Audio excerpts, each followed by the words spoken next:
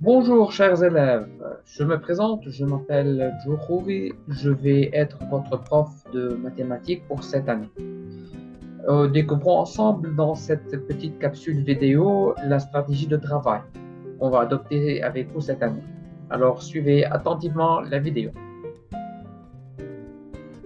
Vous avez une minute pour comprendre la classe inversée, prendre connaissance du cours avant le cours, puis se lancer dans des applications. En classe, c'est le monde à l'envers. Mais non, c'est le principe de la classe inversée. Alors comment ça marche?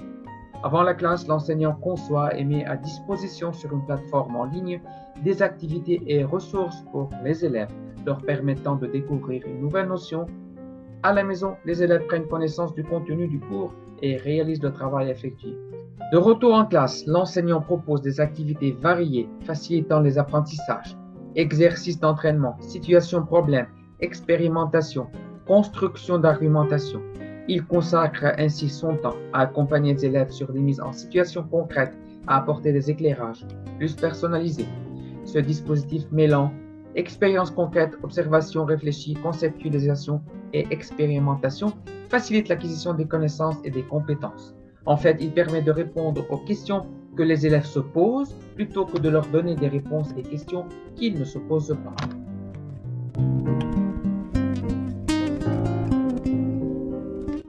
Le premier point, très important, il est essentiel de bien te préparer pour la leçon en classe. Donc de bien lire ce qu'il y a à lire ou de regarder avec attention les vidéos données en devoir. D'ailleurs, pour s'assurer que tu as bien fait tes devoirs, l'enseignant va peut-être te faire soumettre à un quiz juste avant le cours. De plus, lorsque tu arrives en classe, tu es censé pouvoir commencer tout de suite à travailler sur les exercices, ce qui va être difficile si tu ne t'es pas préparé, tu ne connais pas la théorie. Tu te demandes peut-être qu'est-ce qui se passe si j'ai essayé de me préparer, mais je n'ai pas tout compris. Tu n'as pas besoin de t'inquiéter. Ton enseignant ne s'attend pas à ce que tu comprennes tout avant le cours et s'assurera de te donner l'occasion de poser des questions. D'ailleurs, c'est justement cela l'un des buts de la classe inversée, puisque l'enseignant ne doit pas couvrir les concepts faciles en classe. On dispose de plus de temps pour se concentrer sur les concepts difficiles. Ceci m'amène au conseil numéro 2.